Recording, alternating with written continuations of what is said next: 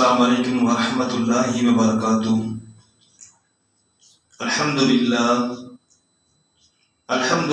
nahmaduhu wa nasta'inuhu wa nastaghfiruhu wa nu'minu bihi wa natawakkalu alayhi wa na'udhu billahi min shururi anfusina wa min sayyiati a'malina man yahdihillahu fala mudilla lahu wa man yudlil fala hadiya lahu wa nashhadu an la ilaha illallah wahdahu la sharika lahu wa nashhadu anna sayyidana wa nabiyyana wa maulana Muhammadan abduhu wa rasuluhu arsalahu Allah bil haqqi bashiran wa nadhira wa da'iyan ila Allah bi idnihi wa sirajan munira amma ba'd faqad qala Allah ta'ala fi kalamihi al-azim al-furqan al-majid fa'udhu billahi minash shaitanir rajim bismillahir rahmanir rahim faman farada fihinna al-hajja fala rafasa wala fusuqa wala jidala fil hajj sadaqallahu al-aliyyul azim wa qala rasulullah sallallahu alaihi wasallam man hajja lillahi falam yarfuth wa lam yafsuq raja'a ka yawmin waladatuhu ummuhu sadaqa rasulullah sallallahu alaihi wasallam in uridu illa lislaha mastata'tu wa ma tawfiqi illa billah la hawla wa la quwwata illa billahi al-aliyyil azim. அளவற்ற அருளாளனும் நிகரற்ற அன்புடையவனுமாகிய அல்லாஹ்வுடைய திருப்பெயரால் ஆரம்பம் செய்கின்றேன். அல்லாஹ்வுடைய திருவும் ஸலவாத்தும் எம்பெருமானார் ரசூலுல்லாஹி ஸல்லல்லாஹு அலைஹி வஸல்லம் அவர்கள் மீதும் அன்னார் வாழ்க்கை பின்பற்றி வாழ்ந்த உத்தம சஹாபாக்கள் தாபிஈன்கள் தபோ தாபிஈன்கள் மற்றும் இந்த உலகத்தில் வாழ்ந்து கொள்கின்ற நீ வாழ போகின்ற முஃமினான முஸ்லிமான ஆண் பெண் எல்லோர் மீதும் என்றென்றும் உண்டாவதாக. கனிமிக சகோதரர்களே, அல்லாஹ்வுடைய கிருபையை கொண்டு இந்த ஹிஜ்ரி ஆண்டின் கடைசி ஜும்மாவை நாம் அடைந்திருக்கின்றோம். இன்ஷா அல்லாஹ் வரக்கூடிய ஜும்மா என்பது ஹிஜ்ரி 1448 ஆண்டிலே முதல் ஜும்மா. இன்ஷா அல்லாஹ் வரக்கூடிய ஜும்மா. அல்லாஹ் சுப்ஹானஹு வ தஆலா நம்ம இதுவரைக்கும் ஆரோக்கியமாக வைத்தது போல இந்த வரக்கூடிய ஹிஜ்ரி ஆண்டும் நீ எல்லா காலம் அல்லாஹ் தஆலா ஆஃபியத்தோடு வைத்து அவனுக்கு இபாதத் செய்யக்கூடிய ஒரு நற்பாக்கியத்தை அல்லாஹ் தஆலா எங்களுக்கும் உங்களுக்கு அல்லாஹ் தருவானாக. கண்ணியமிக்க சகோதரர்களே, இந்த உலகத்தில் ஒவ்வொரு மனிதருக்குமே பொதுவான ஒரு நோக்கம் என்னவென்றால், நாம் இந்த உலகத்தில் வாழ வேண்டும் என்றால் நாம் சம்பாதிக்க வேண்டும், பொருளை சம்பாதிக்க வேண்டும் என்பது எல்லோரும் நோக்கம். அதே நேரத்தில் ஒரு ஈமான் கொண்ட மனிதருக்கு இரண்டு வகையான சம்பாதித்தல் இருக்கு. ஒரு வகை சம்பாதிப்பது எப்படின்னு சொன்னா, இந்த உலகத்தின் வாழ்க்கைக்காக பொருளாதாரத்தை சம்பாதிப்பது, பொருளை சம்பாதிப்பது, பணத்தை சம்பாதிப்பது. இன்னொரு வாழ்க்கை என்ன சொன்னா, ஆகிறதுக்காக அருளை சம்பாதிப்பது. அந்த அருளுக்கு என்னென்ன வழி தேவையோ, ரஹமத்துக்கு என்னென்ன வழி தேவையோ அந்த இபாதத்தை நாம் இங்கு செய்து கொண்டு அந்த அருளை, அந்த ஆகத்துக்கு அருளை சம்பாதிப்பது.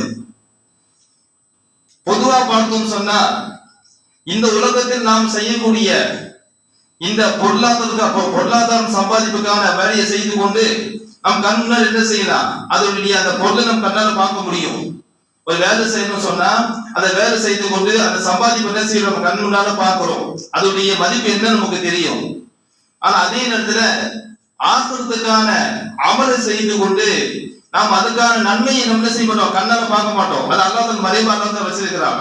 அதை மறைவாக வைத்துக் கொள்ள அல்லாஹ் மறைவாக வைத்திருப்பதனால என்ன சொன்னா, நம்ம என்ன நினைக்கிறோம், அது நமக்கு அந்த அருளுடைய மதிப்பு நம்ம கண்ணுக்கு தெரியல, அந்த நன்மையுடைய மதிப்பு நம்ம கண்ணுக்கு தெரியல.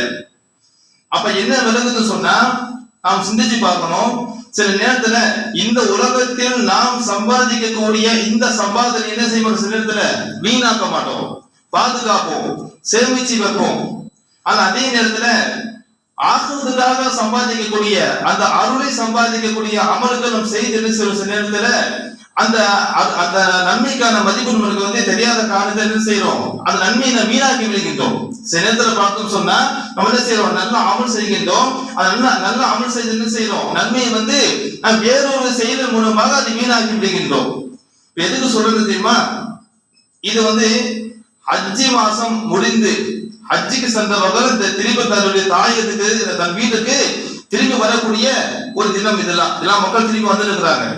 எந்த மாதிரி விஷயம் சொன்னா, நல்ல பெரிய ஒரு அமல் செய்து கொண்டு, எந்த மாதிரி அமல் தெரியுமா, அந்த அமல் வந்து நாம் சரியான முறையில் செய்து வச்சுங்களேன், அல்லாஹ் தஆலா தர நன்மை என்ன தெரியுமா, அந்த மனிதனுடைய எல்லா வித பாவத்தையும் அல்லாஹ் தஆலா மன்னித்து அன்னைக்கு பிறந்த ஒரு பாலகரை போன்று அல்லாஹ் திருப்பி அனுப்புறான். பெரிய விஷயம் தானே அது. நாம் இந்த உலகத்துல எவ்வளவு பாவம் செஞ்சிருப்போம், எவ்வளவு தவறு செஞ்சிருப்போம், என்ன செய்யணும் சொன்னா, இந்த ஹஜ் என்ற ஒரு அமலின் காரணமாக அல்லாஹ் தஆலா சில நேரத்துல பல விதமான அமல்கள் கொண்டு சில பாவத்தை அல்லாஹ் தஆலா மன்னிக்கிறான். ஆனா அதே நேரத்துல ஹஜ்ஜுடைய இந்த ஹஜ்ஜை மப்ரூர் சொல்வாங்க இல்லையா, அல்லாஹ்வினால் ஒப்புக்கொள்ளப்பட்ட ஹஜ், அந்த ஹஜ்ஜை யார் செய்து கொள்வார்களோ அல்லாஹ் என்ன செய்யறான், அந்த மனிதர் வந்து அன்று பிறந்த குழந்தையை போன்று, அன்னைக்கு குழந்தை பிறந்த என்ன பாவம் இருக்க போகுது, எந்த பாவம் இருக்காது. அப்ப அந்த மாதிரி புனிதமான என்ன செய்யறாரு, புனிதமான நிலையில தன்னை வீட்டுக்கு வருவதாக நபி ஸல்லல்லாஹு அலைஹி வஸல்லம் சொல்லி காட்டுறாங்க. அப்ப அவ்வளவு மிக உயர்ந்த ஒரு அமல், உயர்ந்த நன்மையை வந்து பெற்றுக்கொண்டு வரும்போது என்ன செய்ய வராங்க, நல்ல வழிக்கு நான் முன்பு சொன்ன மாதிரிதான் அந்த அமலுக்கான மதிப்பு மக்களுக்கு கண்ணுக்கு தெரியல. எவ்வளவு பெரிய அமல் செஞ்சுட்டு இருக்கிறோம். இது ஹஜ்ஜுக்கு மட்டுமல்ல, நான் எதுக்கு சொல்றேன்னு சொன்னா, இந்த ஹஜ்ஜுக்கு மட்டுமல்ல, நாம் என்ன ஒரு அமல் செய்தாலும் சரி, என்ன செய்ய முடிந்த அளவுக்கு அந்த அமலை வந்து நாம் வந்து பாதுகாக்க வேண்டும், நன்மையை பாதுகாக்கணும். அப்ப வந்து ஹஜ் என்பது ஒரு உயர்ந்த அமல். அந்த உயர்ந்த அமலை செய்தி விட்டு வரும்போது என்ன செய்ய தெரியுமா, ஹஜ்ஜுக்கு முன்புள்ள வாழ்க்கை வேறு, ஹஜ்ஜுக்கு பின்புள்ள வாழ்க்கை வேறு. இதுக்கு மட்டும் இல்ல, இப்ப உதாரணமா சொல்லணும்னு சொன்னா, இப்ப ரமலான் மாசம் வருதா இல்லையா, இப்ப ரமலானுக்கு முன்புள்ள வாழ்க்கை என்ன செய்யணும், ரமலான் முடிந்த பிறகு நம்ம வாழ்க்கையை மாற்றிக் கொள்ள வேண்டும். ரமலான் வந்ததுக்கான அடையாளம். அப்ப அதே மாதிரிதான் தொழுகிறோம். என்ன செய்யறோம், ஒரு மனித தொழுகையை வந்து அவருக்கு ஆரம்பித்து விட்டார் சொன்னா, தொழுகு முன்னாடி எப்படி இருந்தா தெரியாது, தொழுவது என்ன செய்யணும், தொழுகைக்கு பிறகு தன் வாழ்க்கையை வந்து மாற்றிக்கொள்ள வேண்டும், தன் கிட்ட உள்ள தவறை வந்து மாற்றிக்கொள்ள வேண்டும். அப்ப அதே போலதான் ஹஜ்ஜி முன்னாடி எப்படி செய்தாலும் தெரியாது, ஆனா ஹஜ்ஜுக்கு போயிட்டு வந்துட்டாரு. அல்லாஹ் தஆலா சொன்ன முறைப்படி எந்த தவறும் செய்யாம, எந்த பாவமும் செய்யாம, அல்லாஹ் தஆலாவுக்கு மட்டுமே இஹ்லாஸான முறையில ஹஜ்ஜுக்கு போய் வந்துட்டாரு. ஹஜ்ஜுக்கு போய் வந்த பிறகு தன் வாழ்க்கையை எப்படி அவர் அமைத்து கொண்டார், ஏன் தெரியுமா, நான் முன்பு சொன்ன பார்த்தா, இந்த உலகத்தில் நாம் வந்து பெறக்கூடிய பணமோ திரகமோ தீனாரோ வெள்ளியோ தங்கமோ டாலரோ ஏதோ ஒண்ணு நம்ம என்ன செய்யலாம், கண்ணு முன்னாடி மதிப்பு தெரியுது. இப்போ டாலர் மதிப்பு என்ன கேட்டா சொல்ல தெரியும், ஒரு இந்திய மதிப்புக்கும் மற்ற இதுக்கும் வந்து ஒரு தங்கத்துக்கு என்ன மதிப்பு கேட்டா சொல்ல தெரியும் மக்களுக்கு. ஆனா அதே இடத்துல ஒரு சுப்ஹானல்லாஹ் சொன்ன நன்மையை மதிப்பு சொன்னா சொல்ல தெரியாது. ஏன்னா நம்ம கண்மணி பார்க்கலாம், அல்லாஹ் நன்மை அல்லாஹ் வச்சிருக்கிறான். அப்ப மிக உயர்ந்த அமலான ஹஜ்ஜை வந்து முடித்து விட்டு பெரும் நன்மையோடு வீட்டுக்கு வரும்போது என்ன செய்யணும், நாம் வந்து அந்த நன்மையை வந்து எந்த விதத்துல வீணாக்காமல் பார்த்து கொள்ள வேண்டும். இது ஒன்று. இது ஹஜ்ஜுக்கு மட்டும் இல்ல, எல்லா அமலுக்கும் பொருந்தும். எதுக்கு நம்ம சொல்றேன், இன்னைக்கு வந்து பாத்தீங்கன்னு சொன்னா என்ன செய்வாங்க, ஒவ்வொரு ஹாஜிகளையும் சந்திக்க போவாங்க. மக்கள் என்ன செய்வாங்க, எதுக்கு சந்திக்க போறாங்க, அப்ப ஹாஜிகள் சந்திக்க போய் என்ன சொன்னா, அவங்க என்ன செய்யறாங்க, பாவம் மட்டும் வராங்க, அவங்க துஆ அல்லாஹ் தஆலா கபூல் செய்வான் என்ற நம்பிக்கை என்ன செய்யறாங்க, சந்திக்க போறாங்க. அப்ப அந்த ஹாஜிகள் தன் வாழ்க்கையை எவ்வாறு அமைத்துக் கொள்ள வேண்டும், இது நாம் வந்து எதுக்கு சொல்லணும்னு சொன்னா, நீங்க நினைக்கலாம் நம்ம வழியில் யாருக்கு ஹஜ்ஜி போயிட்டு வந்தா, அப்படியே இல்ல, உங்க சொந்தக்காரலாம் ஹஜ்ஜி போகலாம், உங்க வீட்டுல யாரும் ஹஜ்ஜி போயிருக்கலாம், அவங்க அப்படி பார்க்க போகலாம். அப்ப என்ன சொன்னா, அந்த ஹஜ்ஜி சந்த நபரின் நீங்க வந்து என்ன செய்யணும், இது எடுத்து சொல்லலாம், இவன் ஹஜ்ஜுக்கு போய் வந்து நம்ம வாழ்க்கை எல்லாம் மாற்றிக்கொள்ள வேண்டும், அப்ப நம்ம அவளை வந்து வீணாக்க கூடாது. அப்ப அதுக்காக தான் என்ன சொன்னா, ஹாஜிகளுக்கு ஒரு நினைவூட்டல், இதான் தலைப்பு இன்னைக்கு. ஹாஜிகளுக்கு ஒரு நினைவூட்டல். நம்ம என்ன செய்யணும், முடிந்த அளவுக்கு வந்து நம்மாலையும் அவங்களுடைய அமல் வீணாக்க கூடாது. அதே நேரத்துல அவங்கள என்ன செய்ய, தன்னுடைய வாழ்க்கையுடைய தவறின் காரணமாக அந்த நன்மையை வீணாக்கி விட கூடாது. அப்ப என்ன சொன்னா, ஒரு அவ்வளவு செலவு பண்ண ஹஜ்ஜுக்கு போயிட்டு வராங்க, அந்த ஹஜ் என்ன செய்யணும், நாம் வந்து முடிந்த அளவுக்கு அந்த நன்மை என்ன செய்யணும் சொன்னா, அவங்க வந்து பாதுகாக்குமாறு நம்ம எடுத்து சொல்ல வேண்டும். அந்த ஹாஜ் என்ன செய்யணும், தன் வாழ்க்கையை வந்து அவர் அமைந்து கொள்ள வேண்டும். ஏன் சொன்னா, இந்த உலகத்துல வந்து எப்படி சொன்னா, நம்ம வந்து ஒரு பொருளை எழுந்தாலும் சம்பாதித்துக் கொள்ளலாம், ஆனா ஒரு நன்மையை வந்து எழுதுன்னு சொன்னா நம்ம சம்பாதிக்கும் என்பது மிகப்பெரிய சிரமம். எவ்வளவு அமல் செய்யறோம், அந்த அமல் செய்து விட்டு அந்த அமலை வந்து அல்லாஹ் தஆலா கபூல் செய்து கொண்டானா என்பது நமக்கு தெரியாது. அப்போ கஷ்டப்பட்டு ஹஜ்ஜுக்கு செல்வாங்க, ஹஜ்ஜுக்கு போனா தெரியும், நம்ம ஹஜ்ஜி போறதுல கேட்டா சொல்லுவாங்க பாருங்க, எவ்வளவு பெரிய சிரமம், எவ்வளவு பெரிய சிரமத்தை அமல் செய்யறாங்க. சஃபா மர்வா சஅய் செய்வது, அரஃபால தங்குவது, முஸ்தலிஃபா தங்குவது, மினால கல்லெறிவது, இதெல்லாம் வந்து மிக சிரமமான ஒரு அமல். ஆனாலும் கூட அந்த கஷ்டத்தை வந்து செய்து, கஷ்டத்தை மேற்கொண்டு அந்த அமல் செய்து விட்டு அல்லாஹ்விடம் மன்றாடி தன் பாவத்தை மன்னிப்பு பெற்றுக்கொண்டு தன் தாயகம் திரும்பும் போது என்ன செய்யணும், இங்கு வந்த பிறகு நம்ம வாழ்க்கையை வந்து மாற்றி விடக்கூடாது. ஒரு ஹஜ் செய்த நபர் வந்து எப்படி இருப்பாரோ என்ன செய்யணும், அங்க இருந்து ஒரு இஹ்லாஸா இருப்போம் கல்புக்குள்ள. அப்போ அந்த கல்பு என்ன செய்யணும், நம் கல்பு இங்க வந்த பிறகு நம் கல்வியில் இருக்கக்கூடிய கெட்ட எண்ணங்கள் மாற வேண்டும், கெட்ட சிந்தனைகள் மாற வேண்டும். குறிப்பாக ஒரு ஹாஜிக்கான அடையாளம், ஹாஜிக்கான அடையாளம் என்ன செய்யணும், நாம் வந்து நம்ம கொண்டு வர வேண்டும். இதெல்லாம் வந்து ஹஜ்ஜுக்கு பிறகு நாம் செய்ய வேண்டிய விஷயங்கள். சரி, எதுக்கு சொல்றேன்னு சொன்னா, இப்ப நான் முன்பு சொன்னா இல்லையா, நபி ஸல்லல்லாஹு அலைஹி வஸல்லம் சொல்லி காட்டுறாங்க கியாமத் நாள்ல, அதாவது மன் முஃப்லிஸ் சொல்றாங்க. அதாவது மன் முஃப்லிஸ், முஃப்லிஸ் என்பது யார் தெரியுமா, பரம ஏழை. பரம ஏழை என்று சொல்லி யார் தெரியுமா கேட்கும் பொழுது சஹாபா சொன்னாங்க, யா ரசூலல்லாஹ் ஃபீனா மன் லா திர்ஹம் லஹு வலா மதா, யாருக்கிட்ட வந்து திர்ஹமோ இந்த உலகத்தை செல்வமோ சொத்தோ இல்லையோ அவன் யாரு, பரம ஏழை என்பதாக சஹாபாக்கள் சொல்றாங்க. இப்ப நபி ஸல்லல்லாஹு சொல்றாங்க, அது கிடையாதுப்பா, இன்னல் முஃப்லிஸ மின் உம்மத்தி யஅதி யௌமல் கியாமத்தி, என்னுடைய உம்மத்தில் உள்ள பரம ஏழை யார் தெரியுமா, அவர் கியாமத் வருவார். பி ஸலாத்தின் வ ஸியாமின் வ ஸகாத்தின், தொழுகை கொண்டு வருவார், நோன்பை கொண்டு வருவார், ஜகாத்தை கொண்டு வருவார். இந்த பூமியில இருக்கும்போது தொழுகையில் எந்த குறையும் இருக்காது, நோன்பில் எந்த குறையும் இருக்காது, தன்னுடைய சதக்கா சக்காக்கள் வந்து எந்த குறையும் இருக்காது. இது போல எல்லாமே எடுத்துக்கொள்ளலாம், எல்லாமே நிறைவா செஞ்சிருப்பாரு பூமியில, எல்லாத்தையும் கொண்டு வருவார். அதே நேரத்துல வயஅதிக சதம ஹாதா வ கதஃப ஹாதா வ அகல மால ஹாதா வ சஃபக தம ஹாதா. அப்போ என்ன செய்யுமா, கியாமத் நாள்ல இவருக்கு எதிராக சில குற்றச்சாட்டு வரும். என்ன குற்றச்சாட்டு வரும், யா அல்லாஹ் இவர் பூமியில வந்து என்னை வீணாக திட்டி விட்டார், அநியாயமா திட்டாரு, அநியாயமா அடிச்சிட்டாரு, அநியாயமா இன்னொரு சொத்தை வந்து தின்று விட்டார், ஏமாத்தி சாப்பிட்டாரு, ஏமாத்தி வியாபாரம் பண்ணிட்டாரு. என்ன தவறு செஞ்சாங்க உலகத்துல, அவர் வந்து ஒரு நல்ல அமல் செஞ்சு எல்லா விதமான அமலோடு அல்லாஹ் கிட்ட போய் சொர்க்கத்துக்கு செல்லலாம் என்ற நிலையோடு அல்லாஹ் கிட்ட நிற்கும் பொழுது அவருக்கு எதிராக வரக்கூடிய குற்றச்சாட்டு என்ன, பூமியில அது வாழும் வாழ்ந்தார், அவரு ஏமாத்தி வாழ்ந்தார், தேவையில்லாம சண்டை போட்டுட்டே இருப்பாரு, தேவையில்லாம திட்டே இருப்பாரு, தேவையில்லாம வந்து யாரையும் வந்து அவதூறு சொல்லிட்டே இருப்பாரு. இதெல்லாம் என்ன தெரியுமா, இதுக்கு வந்து இந்த பூமியில வந்து அவர் பரிகாரம் செய்யாததுனால, இங்க மன்னிப்பு கேட்காததுனால, இந்த குற்றம் என்ன செய்யும், கியாமத்தினால அவருக்கு எதிராக வந்து நிற்கும். அவ்வாறு வரும்பொழுது ஹாதா ஃபயுதா ஹாதா மின் ஹஸனாத்திஹி வ ஹாதா மின் ஹஸனாத்திஹி, அல்லாஹ் என்ன செய்வான், அவருடைய ஒவ்வொரு குற்றச்சாட்டுக்கும் பகரமாக அவர் செய்த அமலிலிருந்து நன்மையிலிருந்து அங்கு எடுத்து தரப்படும். இங்க தொழுதாரா, வாப்பா இதுதான் தொழுகிறாரு, இந்த தொழில் வந்து இத்தனை தொழிலை வந்து உன்னுடைய பாதிப்புக்கான பரிகாரம் அல்ல செய்வான், எடுத்தால கொடுத்துட்டே இருப்பான். இது குடும்பங்களுக்கு என்ன ஆகும், தொழுகை காலியாகும், ஜக்காத்து காலியாகும், நோன்பு காலியாகும், ஹஜ்ஜு காலியாகும், எல்லாமே காலியாகும். எல்லாம் காலியாகி கடைசியில் எப்படி சொன்னா குற்றச்சாட்டு நிற்கும், நன்மை இருக்காது. இது முன்னாடி இந்த நன்மை என்ன, அதிகமான நன்மை செய்து அதிகமாக அமல் பெற்றுக்கொண்டு நாம் சொர்க்கம் சென்று விடுவோம் என்ற நம்பிக்கையோடு வந்த மனிதர் அவன் என்ன செய்யறாரு, அவன் நேரத்துல அவர் முன்னாடி வந்து குற்றச்சாட்டு பகரம் அல்லாஹ் என்ன செய்யறான், அது பரிகாரம் செய்த காரணத்தினால என்ன செய்ய, இப்போ நன்மை எல்லாம் போயிடுச்சு, அந்த குற்றச்சாட்டு இருக்கு. இப்ப அல்லாஹ் என்ன செய்யுமா, சரி அந்த குற்றச்சாட்டு சொன்ன நபருடைய தீமை எடுத்து அல்லாஹ் தூக்கி போவானா, அல்லாஹ் என்ன செய்வான், நன்மை இங்க இல்லையா, அப்ப அல்லாஹ் என்ன செய்வான், தீமை எடுத்து அல்லாஹ் தஆலா தூக்கி போடுவான். அப்ப நபி ஸல்லல்லாஹு அலைஹி சொல்றாங்க, இவன் தான் யாரு, என்னுடைய உம்மத்தில் உள்ள பரம ஏழை சொல்றாங்க. ஏன் சொன்னா இந்த உலகத்துல ஒருத்தர் என்ன செய்யலாம், ஏழையாக இந்த வந்து ஏழையா இருப்பாரு, நாலு செல்வந்தரா மாறிடுவாரு, நீங்க மாறிட்டே இருக்கும் இல்லைங்களா. இது வந்து எந்த விதமான ஒரு நிரந்தரமில்லாத வாழ்க்கை. ஆனா கியாமத்துல ஆகிரத்துல அப்படி அல்ல. ஒருத்தர் வந்து ஏழையாக நன்மை இல்லாம ஏழையாக மாறிட்டார் சொன்னா எந்த வழியும் கிடையாதாங்க. சும்மா துரிஹா பின்னா நபி ஸல்லல்லாஹு சொல்றாங்க, சில வந்து நரகத்தை தூக்கி வீசி எரியப்படுவதாக நபி ஸல்லல்லாஹு சொல்லி காட்டுறாங்க.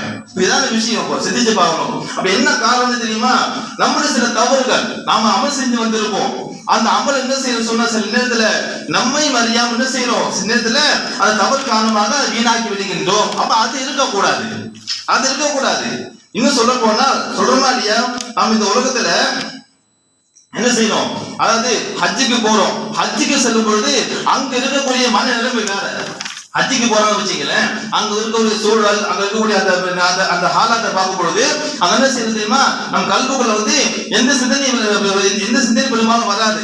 ஏன் சொன்னா அங்க இருக்கக்கூடிய வாழ்க்கையே வேற. அப்போ அந்த வாழ்க்கை அல்லாஹ் என்ன செய்யறான், இதுதான் உண்மையான வாழ்க்கை என்று அல்லாஹ் தஆலா கற்றுத் தருகின்றான். அந்த வாழ்க்கை என்ன செய்யணும், இங்க வந்த பிறகு அது பின்பற்ற வேண்டும். சரி, ஹைர். அப்ப ஹஜ் சொல்லக்கூடிய பாடங்கள் என்ன, ஹஜ் என்னென்ன பாடங்கள் சொல்லுகிறது என்று சொல்லும் பொழுது முதல் விஷயமாக ஓரிரை கொள்கை. ஓரிரு கொள்கை. ஹஜ்ஜுக்கு போறோம் வச்சுங்களேன், அங்க என்ன செய்யறாங்க, அது காபத்துல்லா தவாஃப் செய்யணும். எப்படி தவாஃப் செய்யறோம்? லப்பைக் அல்லாஹும்ம லப்பைக் தல்பியா சொல்லி தவாஃப் செய்யறோம் இல்லீங்களா? அல்லாஹ்வுக்கு கட்டுப்படுவதா சொல்லி கொண்டு தவாஃப் செய்யறோம்.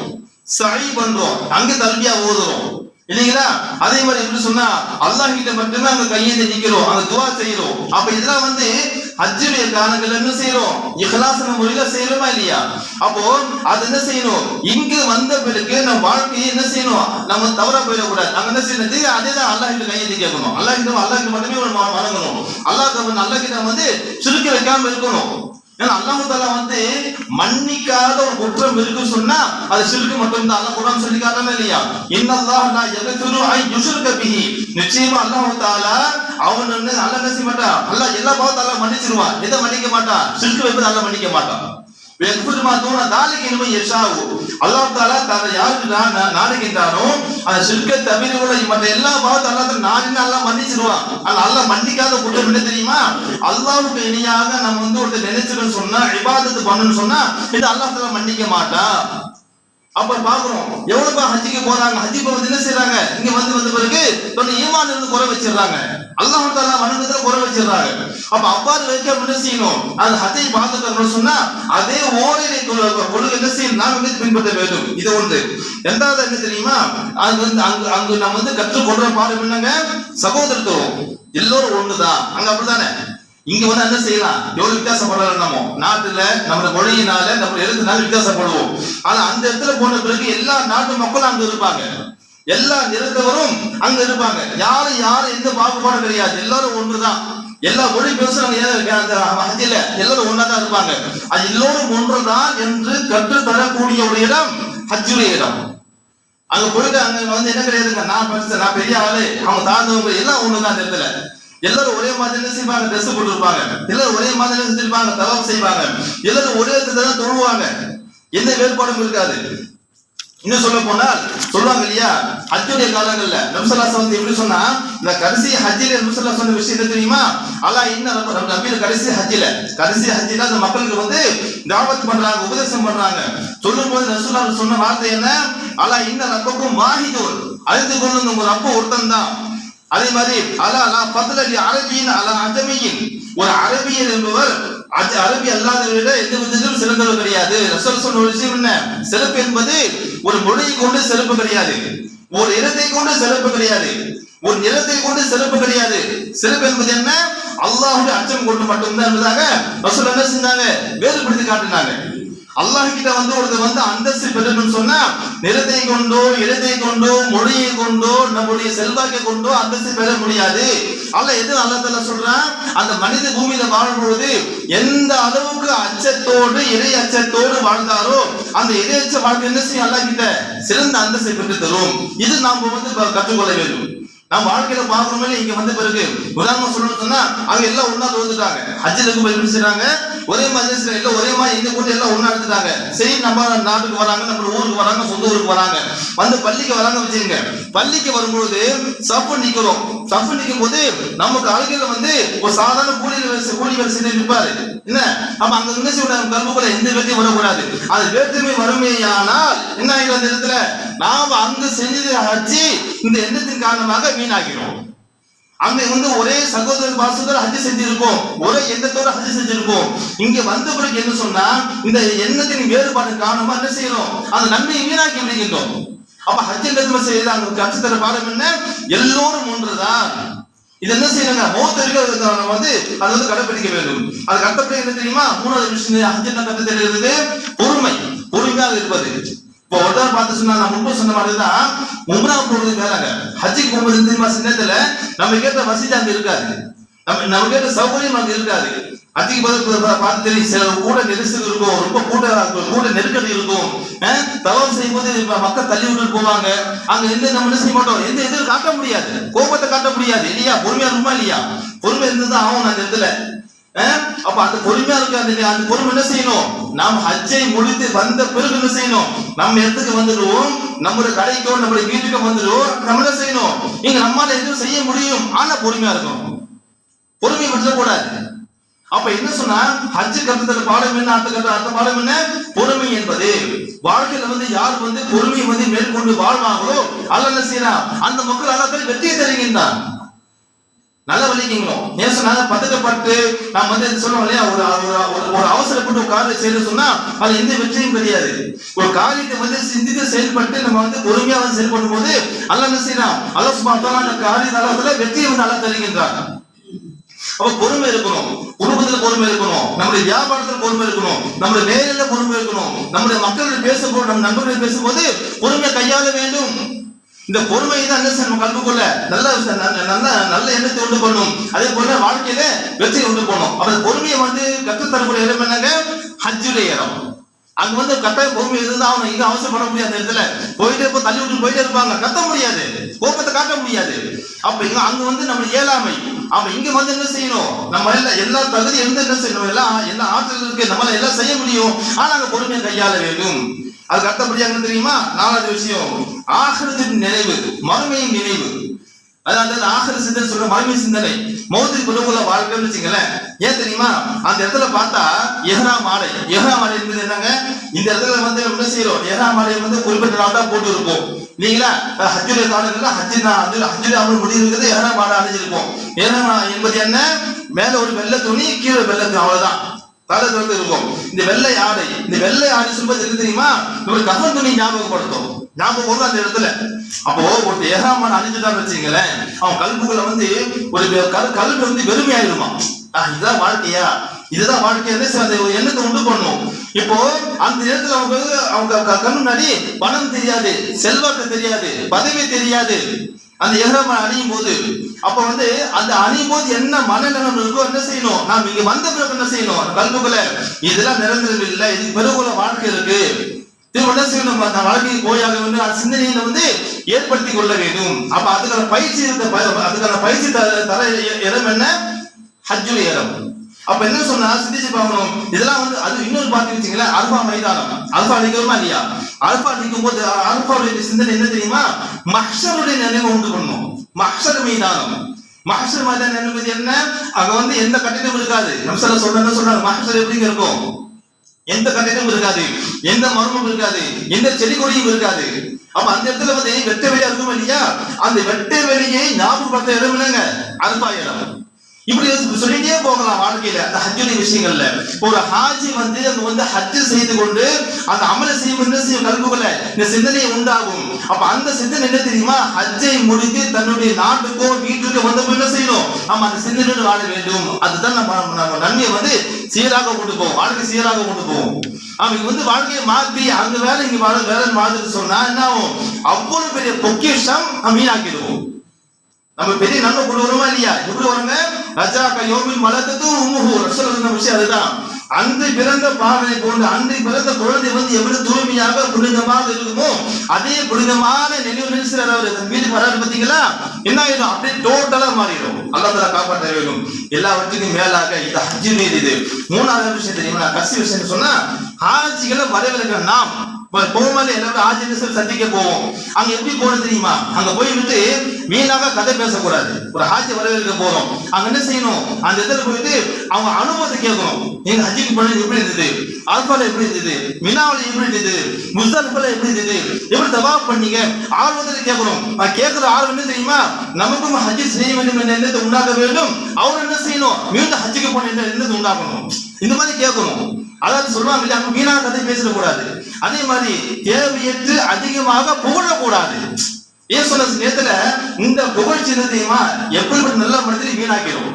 ஹஜ்ஜுக்கு போய் வந்திருப்பாங்க, அங்க போய் என்ன செய்யற நேரத்துல அவங்க சாதகமான ஈமானை அதிகமாக பேசணும் தவிர நீங்க அவர் பெரிய விஷயம் பண்ணிட்டு நீங்க அல்லாஹ் தஆலா உங்களுக்கு மன்னிச்சுட்டா சொல்லிடுவா. அதிகமா புகழும் போது தெரியுமா, அவங்க கல்புக்குள்ள இது போதும் போல இருக்கு, இந்த நன்மை செய்ய வேண்டாம், எண்ணத்தை உண்டாக்க கூடாது. மேல என்ன செய்யணும், அவரு நல்ல எண்ணத்தை உண்டாக்கி நல்ல அமல் செய்வதற்கு தூண்ட வேண்டும். ஆக இந்த வரவேற்பு ஹாஜி வரவேற்பு என்ன செய்ய நாம் இவ்வாறு செய்ய வேண்டும். ஆக இதுதான் இன்ஷா அல்லாஹ் என்ன வாழ்க்கையில கடைபிடித்து வாழ வேண்டும்.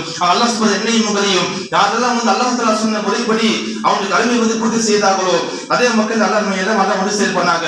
வாஹித அபானா அல்ஹம்துலில்லாஹி ரப்பில் ஆலமீன். அஸ்ஸலாமு அலைக்கும் வரஹ்மத்துல்லாஹி வபரகாத்துஹு. சுன்னத்துல் ஓதுங்க.